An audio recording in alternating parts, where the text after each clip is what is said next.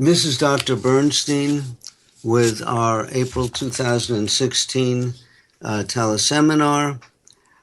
We did not warn you of any special subjects, but we do have one today that we're going to talk about. There's one other warning that I give you every time we have one of these seminars, and that is that when I answer your questions, I'm guessing. These are not hard answers. I'm answering these questions to give information to the listener group at large, not necessarily to help the person who submitted the question. And I'll give you an example. This month, we got a question from a patient who says they're taking AV. And my first answer was based upon the fact that I thought AV was Avandia. And it wasn't until the second time I had a look at the questions that I realized the person must be taking Avastin.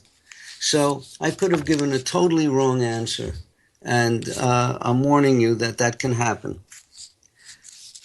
Okay, our special subject.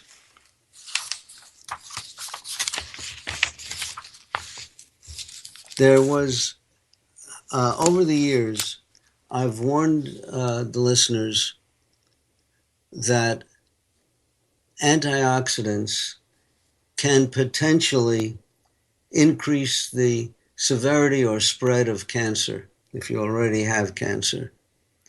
And people have requested, what article did you get that from? And I forgot. It's buried in my files somewhere. But lo and behold, last night, there's a brand new article. I was reading the journal Science, and Science has several versions. The one of interest is Science Translational Medicine. And in volume 8,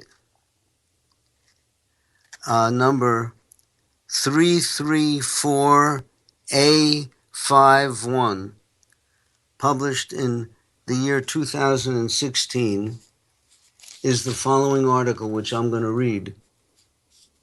Cancer, adding fuel to the fire. Antioxidant drugs used to treat cancer can cause undesirable side effects. Diabetic patients are at increased risk of developing cancer, and Wang et al., those are the authors of this new article, show that drugs with antioxidant properties used to treat diabetes all accelerated metastases in mouse models of cancer. So these antioxidant drugs that they tested caused the cancer to spread. Although not yet tested in human patients, it might be prudent to exercise caution when prescribing these types of drugs to patients with an increased risk of developing cancer. So if you have a family history of cancer, I guess, or if you already have cancer, there may be hazards to using antioxidant drugs. Now, what antioxidant drugs are used to treat diabetes? The only ones I can think of are chromium, which I don't recommend, alpha-lipoic acid, which I mention as a possibility for treating neuropathy. I cannot think of any others offhand, but there may be some. And if you search the literature, you may find some. But this is clearly a warning. Now, why might this be the case? As I've explained before, cancer cells go through cycles where they can be harmed by antioxidants and where they can be helped by antioxidants. And if you're giving antioxidants at a point in time when the cells can benefit from them, they're going to replicate and spread all the more ferociously. Okay, now to our questions. Do most blood meters, person means blood sugar meters, have a lifespan? Meaning, do you need to buy one every so often?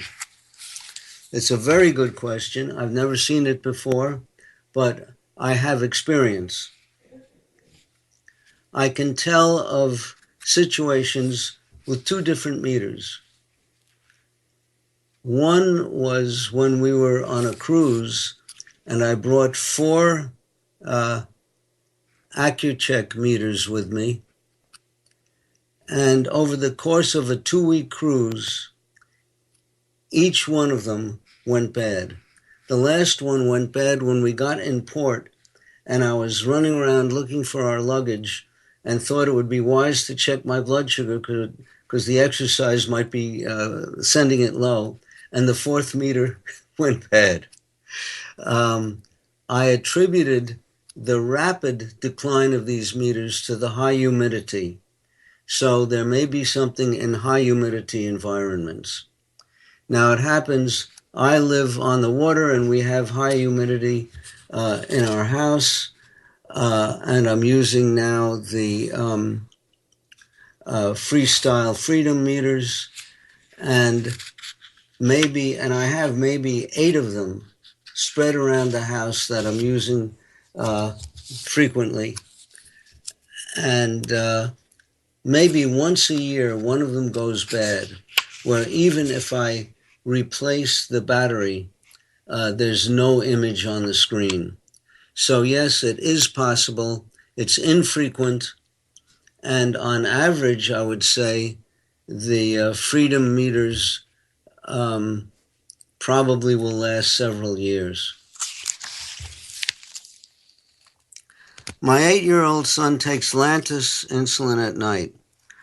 We have eggs for breakfast, and he often has trace ketones and stomach aches with 100 to 120 blood sugars. Any suggestions? Well, the first thing I'd think of about the stomach aches could be bad eggs. Eggs can harbor salmonella and other organisms, and they might be infected. So you might see what happens if he doesn't have the eggs. Now, as far as the trace ketones goes, I don't know why you're checking for ketones at blood sugars of 100 or 120. Ketones are not harmful when you have low blood sugars. There's no reason to check them, and they're not. The trace ketones are not the cause of his belly aches. In fact, many non-diabetics have trace ketones when they wake up in the morning, and people who don't get a lot to eat certainly have trace ketones or more, maybe at several times of the day, so I wouldn't worry about the ketones. I would suggest that you get my book, Diabetes Solution, and that your blood sugars are running a little too high. It would be nicer if they were normal. Read the book. Next question, is it okay to average 83, that's blood sugar of 83, or must it be consistent? Is it okay to be high and lower during the day, but with an average of 83? I just, this morning, maybe 20 minutes ago, emailed to someone an article from the journal Diabetes Care demonstrating that fluctuating blood sugars can be more harmful than elevated blood sugars. So it would be nice to keep blood sugars steady if you're shooting for 83 at around 83. Now, speaking of the 83 that we talk about in my book, Diabetes Solution, that book was written, I believe, before I learned that children, non-diabetic children, have blood sugars usually quite a bit lower than 83, usually in the 70s, even high 60s. So children normal for children is lower than 83. Next question. I was on Dr. B's diet for 3 months, and my A1C went down from 5.6 to 5.4. What else can I do to get my A1C lower?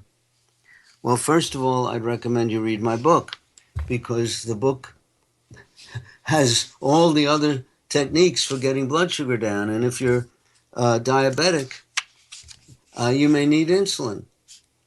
And if you don't need insulin, if you're obese and insulin resistant, you may need a drug like metformin to lower your insulin resistance, or exercise, or whatever. So it's all in the book.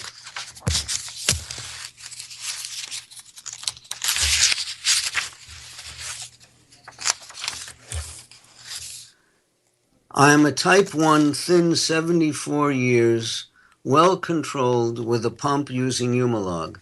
Now, I've seen many patients who claim they were well controlled and have blood sugars in the range that the American Diabetes Association likes, which, as you know, is very high. They say that normal is 6.5 or 7. 6.5 is an average, that's on the A1C. 6.5 is an average of 160 milligrams per deciliter. 7 is an average of 180. And that's called well controlled. So I don't know if this patient is well controlled. I've never seen a person using an insulin pump who is well controlled, at least if they've been using it more than a few years, because problems occur with it after a few years. Is this the safest, best insulin I could be using? That is Humalog. Well, again, if you're really well controlled and you're an adult, you have a steady blood sugar of 83, and you're achieving that with an insulin pump, great. No need to change from Humalog to another insulin. I'm willing to bet that this is not the case, and that your blood sugars are jumping all over the place, and you ought to read my book and use the regimen that we have there, where we, for the most part, try to avoid Humalog because it's too potent and hard to precisely measure, and also because it's too rapid acting for low carbohydrate diets. Next question. What do you think of Toujeo Solstar insulin glargine injection in place of Lantus? Well, it is Lantus insulin, but it's more potent. It's U300 Lantus. It was introduced to satisfy the ADA and other guidelines that require very high blood sugars and high dietary carbohydrate. In order to cover large amounts of carbohydrate, especially if you're doing it the old-fashioned way by giving one large injection of a basal insulin once a day, and then forcing the patient to eat all day long to cover the insulin, that shot is a big shot. And by making it U300 instead of U100, you're making it more concentrated, so you give a smaller injection. This makes absolutely no sense to the patient or to the well-being of diabetics, but it makes sense to the marketing people of the manufacturer, who are catering again to these bizarre dietary guidelines. So I certainly would not use the Toujeo insulin, but I likewise would not use that whole ball game of using basal insulin to cover meals. forcing people to eat carbohydrate all day long to cover the big injection of insulin. Next question. After going on a low-carb diet for several months and then reintroducing carbs, I've become way more sensitive to carbs. Is this normal? My requirement for insulin has gone up considerably. Well, I've never heard of this. So I'd have to guess at what may be happening. Possibly, you may be getting another autoimmune attack. If you're a type 1 diabetic, you don't get just one autoimmune attack that destroys beta cells. They occur over time periods. So if a person, let's say, develops type 1 diabetes around the age of 40, and I've seen many of these, it could be mild at first, and then out of the blue, X months later, it gets more severe because there's another autoimmune attack and more beta cells are being destroyed. So it could be not that you're becoming more sensitive to carbohydrate, but that you're making less of your own insulin. That's just a guess. I've never seen a situation such as what you describe, but I have seen situations where if you don't absolutely normalize blood sugars right away in a new type 1 diabetic, you do get more autoimmune attacks. Now, even then, normalizing blood sugars doesn't prevent them, but reduces their likelihood. Next question. You mentioned Tresiba insulin helps with the dawn phenomenon because it lasts 24 plus hours. Is there a difference between Toshiba and Toujeo? Well, I just told you about Toujeo, which is a super concentrated insulin that is highly potent. And Tresiba is totally different. It has normal U100 concentration. They may make a U200 Tresiba, which I will not prescribe, but the U100 lasts much longer than Lantus or Levemir. So the Tresiba is a long-acting insulin. The Toujeo is a highly potent insulin, highly concentrated insulin.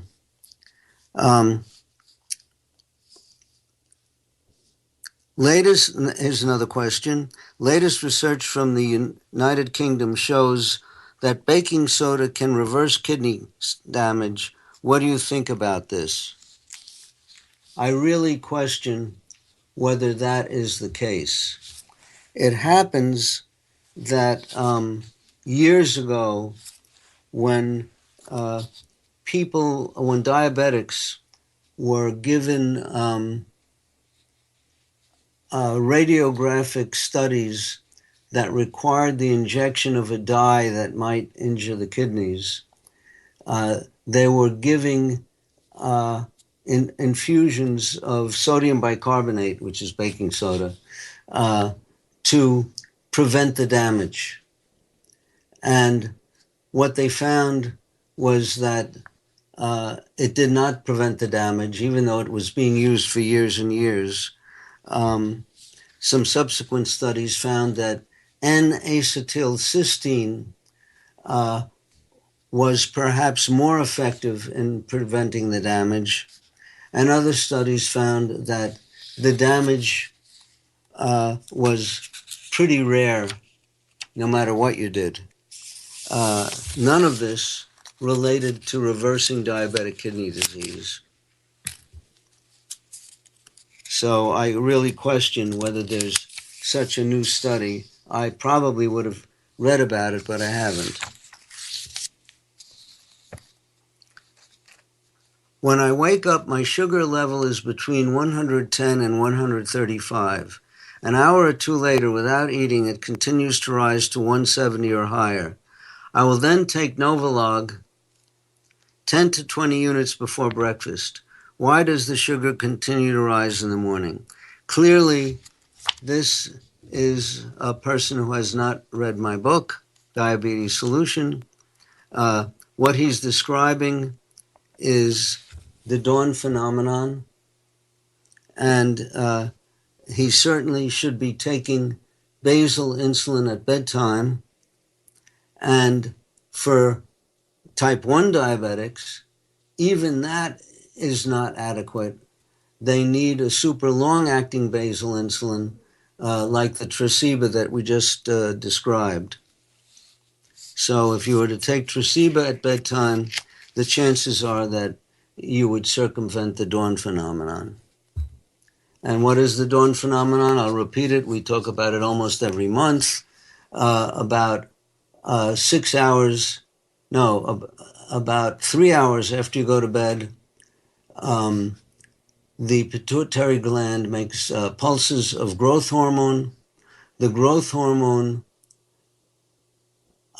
6 hours later, or let's say 4 hours later, tells the liver, clean up. And the liver does a cleanup job that includes destroying some of the insulin that's in the bloodstream. And you don't have enough basal insulin in your bloodstream from your nighttime injection to prevent your blood sugar from going up. So it's called hepatic insulin clearance increases in the early morning when you first get up. Next question. Metformin is no longer giving me good control. 2,000 milligrams at evening meal. My doc recommending Victoza. Is it safe and effective?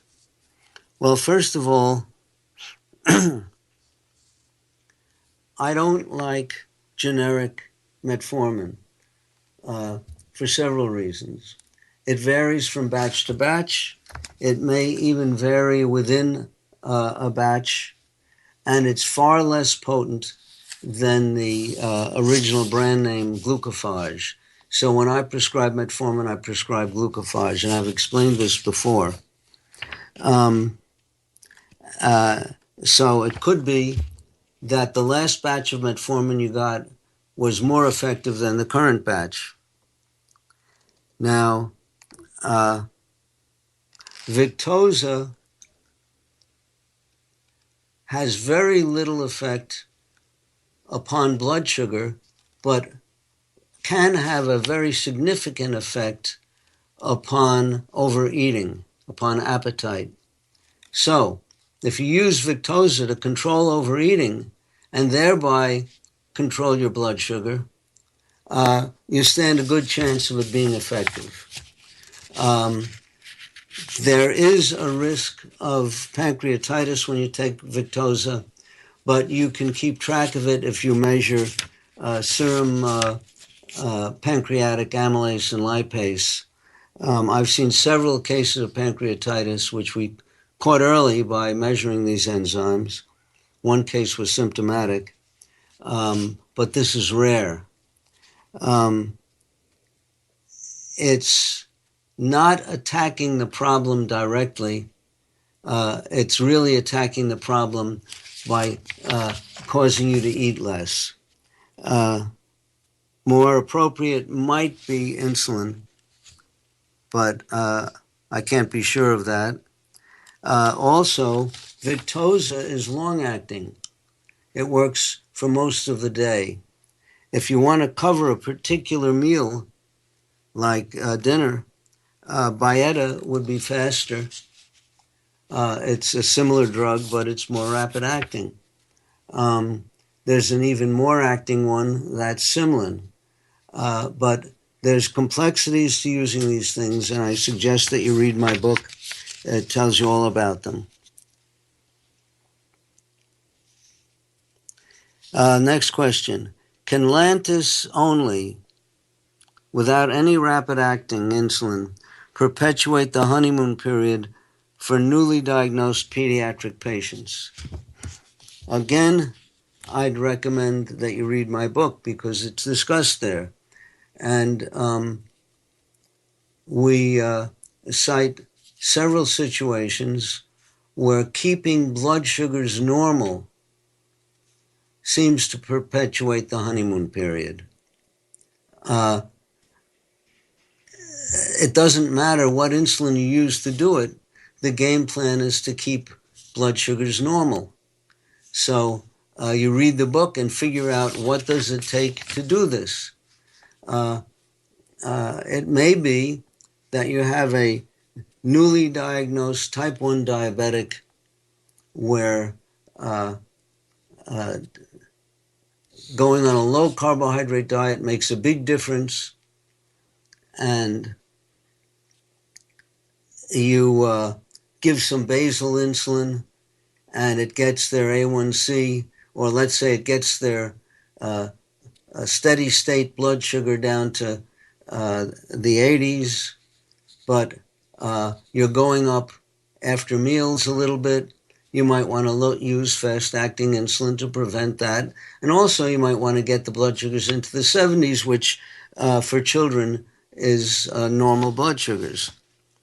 So the game plan is normal blood sugars, not necessarily which insulin you use.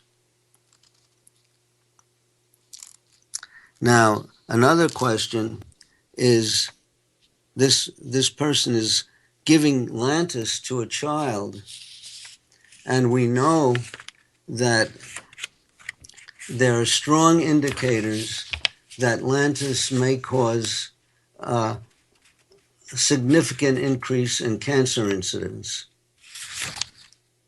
And this problem has not been resolved because the studies to try to prove or disprove it have only been short-term. There are no long-term studies. The only long-term studies seemed to indicate that there was a higher incidence in cancer in those countries that kept good medical records. So why would you give this insulin to a child? And why would you give Trujeo to a child? Or why would you give Trujeo or Lantus to anybody if there's the potential for causing cancer? Now, as I said, according to the ADA, it's a question mark because the current studies are not long enough yet. But why take the chance? Next question. Is there a danger taking 6 500 milligram tablets of metformin during a 24-hour period for a 280-pound man? Well, you're supposed to limit yourself to 2,000 milligrams if you use the slow-release form of metformin, and 2,500 milligrams if you use the rapid-acting metformin. Will higher doses cause harm? I don't know. I've never seen anyone take any higher doses, and you can experiment on yourself and see what happens. I'd be surprised if there'd be a significant difference in your blood sugars between taking the recommended dose and taking a slightly higher dose. So I doubt that you're buying yourself much by taking more than the manufacturer recommends. If you want to do something worthwhile, I'd recommend that you get the brand name product, Glucophage. And again, I don't even know who makes it. I think it's Pfizer, but I'm not sure. I have no connection with the manufacturer, not getting paid off by them, but I've seen such dramatic differences in blood sugar that it's worthwhile to take the more effective version, the brand name. Next question. Can diabetes cause tiredness even if the readings are borderline? Well, again, It depends what borderline is. Elevated blood sugars can cause tiredness, but my guess, and again this is a guess, more likely, I find that about 95% of the new patients that come in to see me are hypothyroid, and they're very tired because of their hypothyroidism. So there's a good chance that you may be hypothyroid. So you check your free T3. That's a good screening step initially. And then if it happens to be low, you could do some other tests, which we've already talked about and I think even discussed in my book. What are your recommendations for someone who follows your 30 grams of carbohydrate per day, but whose fasting glucose is still always above 100 and her A1C is 4.9? First of all, I don't recommend 30 grams of carbo per day. I recommend a maximum of so much per meal for adults that may total to a maximum of 30 grams per day, but it's broken down by the meal. So I'm not advocating that you take 0, 0, and then 30 at the last meal. Okay, that's number one. And this person should read my book because there are lots of things that you can do to lower the blood sugar. There are things like insulin. There are things like metformin. And there's also the matter of body weight. There's exercise. So the book goes through dozens probably of steps that can be taken to bring blood sugar down. My new cardiologist is pleased with my A1C of 5.2, but because I need to lose about 20 pounds, has suggested that I let my blood sugar run a bit higher for a while to lessen my insulin needs. He suggested 6.5 would be good to shoot for a few months until the weight is lost. What do you think? I think this is absolutely bizarre, but of course jibes with what the ADA teaches. What the cardiologist is saying to you is if you take less insulin, you will enhance gluconeogenesis and start converting your muscle protein to glucose, thereby losing muscle mass. You also will possibly enable the enzyme lipoprotein lipase that prevents the metabolism of fat. You will sort of disable the lipoprotein lipase. I got it backwards. Lipoprotein lipase helps oxidize fat, and by taking less insulin, you make the lipase more active. Therefore, you'll be breaking down both fat and muscle. So he thinks that by depleting your muscle mass, he's going to get some weight off you. And it'll probably be true. You'll be peeing calories away in your urine, but I don't think that's making any healthier. And the muscle mass over the long term lowers insulin resistance. So in the long pull, you probably could be more insulin resistant for having depleted your muscle mass. So I would say that if you want to lose weight, you can exercise, you can use glucophage to lower your insulin resistance and thereby lower the amount of insulin that you make or that you inject, but without increasing your blood sugar or breaking down muscles. You might even try taking Avandia, You could I'm just trying to think.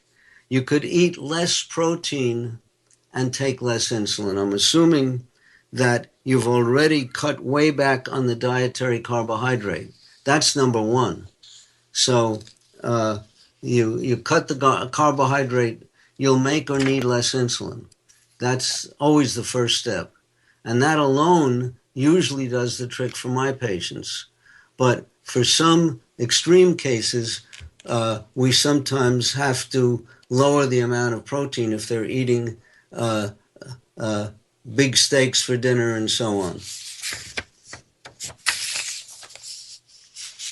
Can neuropathy be reversed? Absolutely.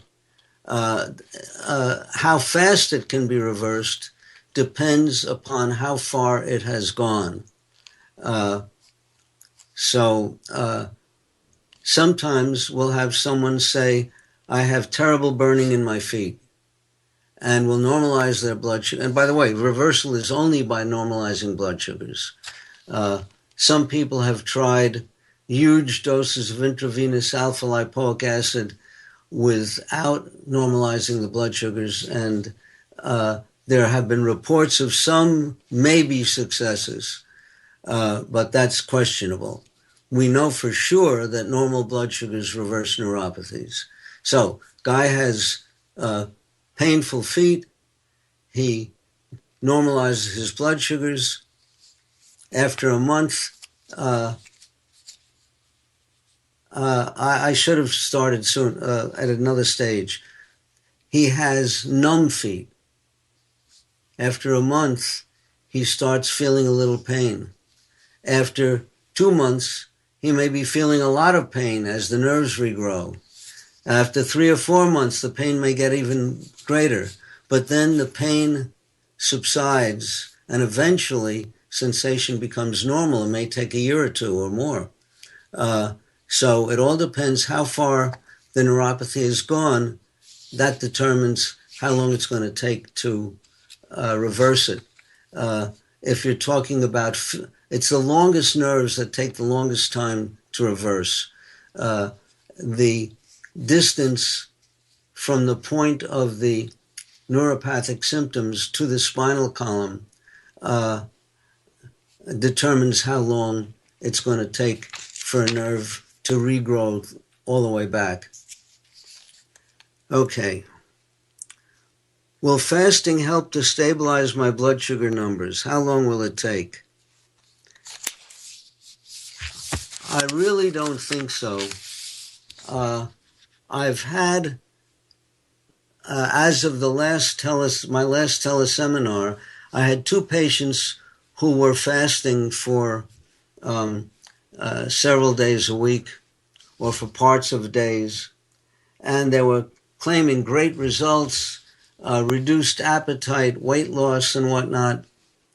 Well, they couldn't keep doing it. They both started overeating again, and their blood sugars are again elevated, and they've regained the weight.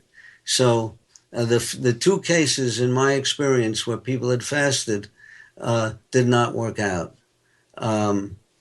Now, fasting for weeks or days or a week at a time, I seriously question that.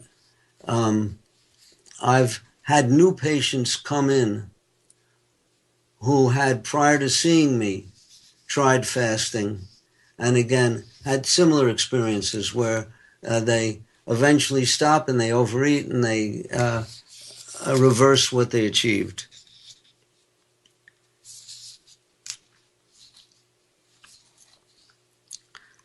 69-year-old male, 5'10", 165 pounds.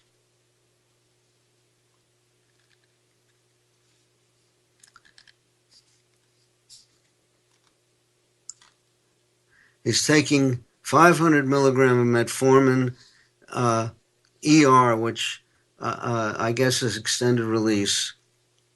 The best I can get, my blood sugar is 125. I don't cheat. How do I get to to lower my blood sugar. I ride my bike 10 miles a day. Well, if this guy is diabetic, he needs more than metformin. He may need insulin. They might want to try something like Avandia. He should read my book. His doctor should read my book. There are many things that you can do, but there's a good chance he may need insulin. You can't pretend that if you're diabetic, just cutting the carbo is going to make you non-diabetic or bring your blood sugars down to normal. That is relatively rare. We can get a big drop, but it's rare that we see absolutely normal blood sugars.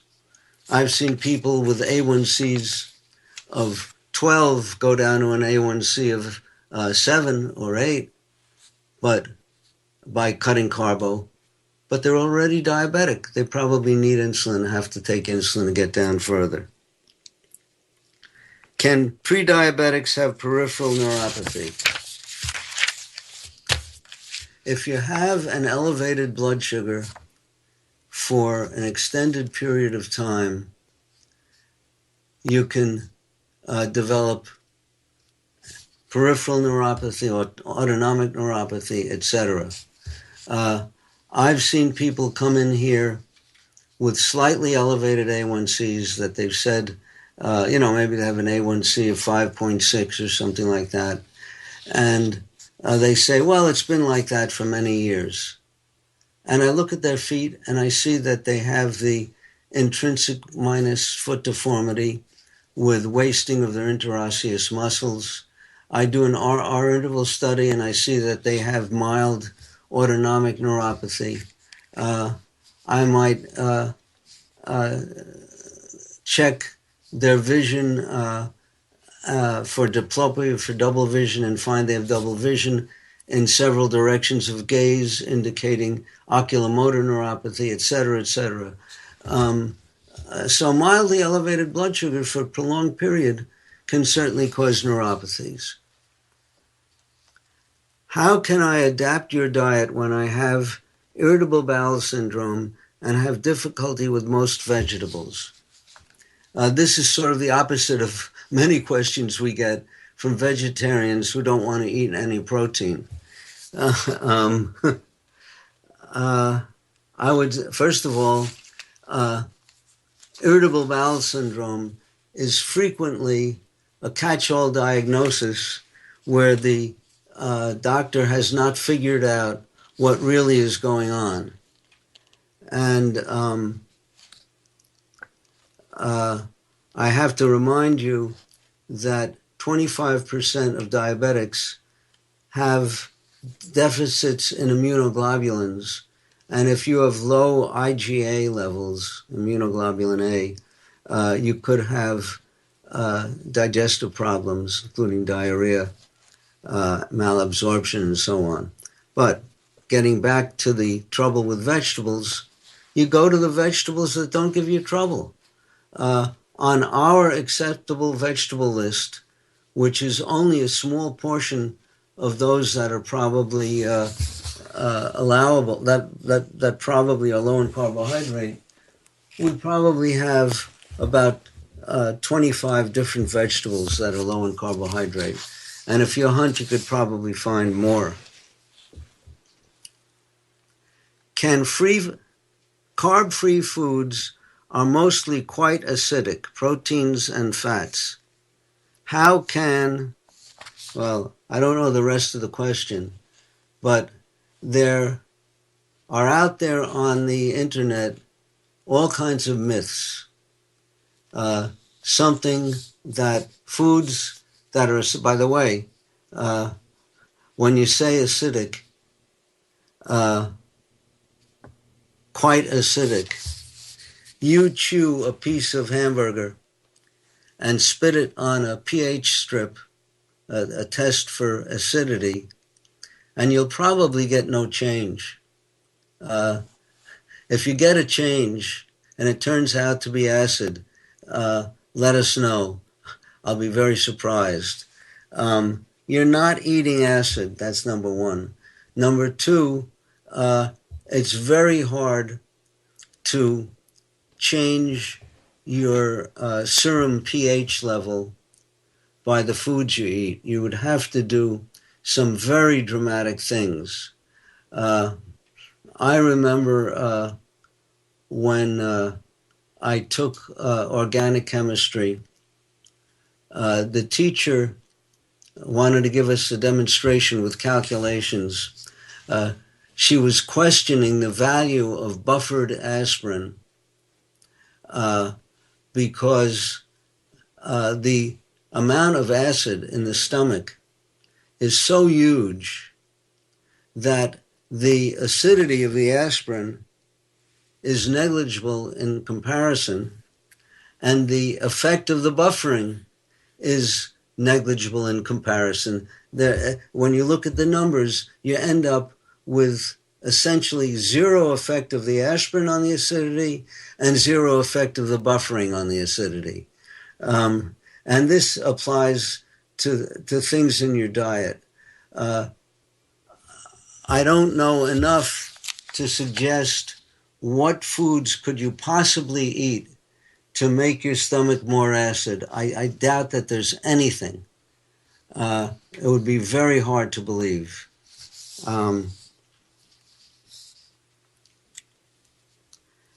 Next question. The program of Dr. Jason Fung is a good idea for people over 65 years. Are there other contraindications to this eating method? What about fasting in general for diabetes? Well, I don't know anything about Dr. Jason Fung. And I gather from the question that he advocates fasting. I would make a suggestion with regard to people whom you see on television or on the internet who are pitching something related to health. Beware, number one, if the person is a performer. If they look like an actor and are gesturing with their hands, are shouting or, really performing out there, there's something smelly. Number two, are they selling something? Do they have a product that that they're asking you to buy, a supplement or a special food or something like that? In other words, will they be making money if you do what they tell you to do? So that makes it smelly. I don't know anything about Dr. Fung. I don't know if he's selling anything. I don't know if he looks like an actor up there. But I'm just giving you these warnings. If they have a website that is sponsored by the kinds of foods or supplements that they're advocating, again, they're making money off this. And the more money you give to their sponsors, the more money they're going to make. So be suspicious. So there's one last reason for suspicion, if it sounds crazy or silly. And that's about the only tip I can give you. I might be totally wrong. Dr. Fung may not have any of these characteristics, but and I don't even know what he's advocating. But I'm giving you a general suggestion. Next question. Is it the spike in glucose or the spike in insulin that most contributes to weight gain and ill health? Diabetics have high blood sugars. That's the essential lesion. That's what kills them. They become diabetic because they don't make enough insulin. You will occasionally find people with very early metabolic syndrome who are insulin resistant, who make a lot of insulin, but that's not their underlying lesion, and that's not what's going to kill them. It's the high blood sugars. Now, deliberately giving people insulin spikes is not smart, because it can send your blood sugar too low. Also, if you chronically give a person a lot of insulin to cover a lot of carbohydrate, you're going to make them fat. So in theory, it's possible to give a lot of carbohydrate and keep blood sugars normal if you guess exactly right on the insulin and the timing of the insulin and so on, but you're going to make them fat. So the insulin spikes aren't any good, but what kills diabetics is the high blood sugars. I have been an insulin-dependent diabetic for 30 years, and so far I've had no major problems. Now, that's very interesting because I've seen people boast about their no problems.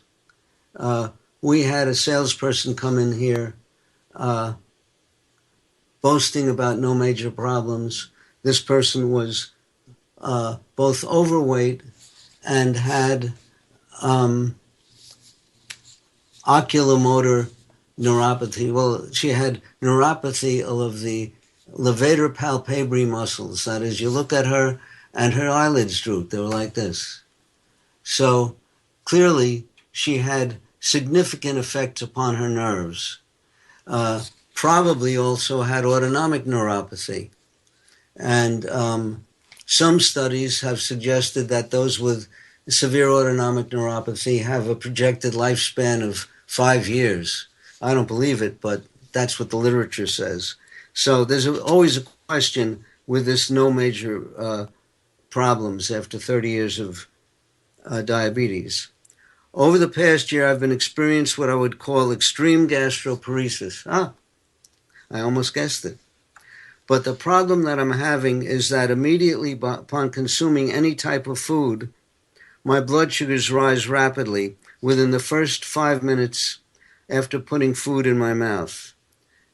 Now, that's not the way gastroparesis works. Gastroparesis delays the emptying of food from the stomach. So this is something very strange. I've never heard of this. There is what's called the incretin effect, where if you put food in your intestines, so you have to swallow it, has to go through your stomach and get into your intestines, the mere presence of food there can raise blood sugar if you don't make any insulin by raising glucagon levels. So it could be that this person, when he or she says 5 minutes, really means 25 minutes or 35 minutes. That's a possibility. I'm not sure if this is a stress response for having such poor digestion, or is my liver releasing glycogen as a stress response?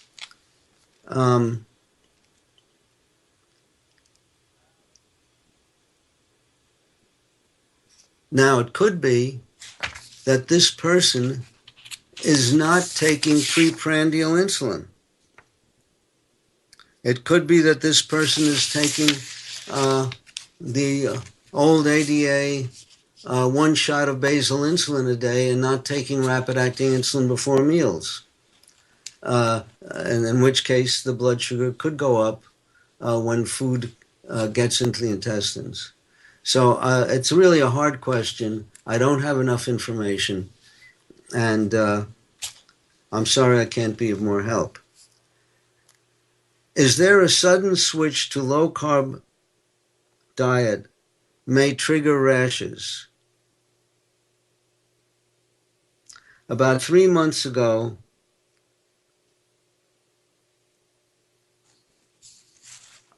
I made an overnight switch to a low-carb diet and went on higher proteins and fat. In a couple of months, lost about 8 pounds. but also broke out with skin issues, rashes, between neck and knee.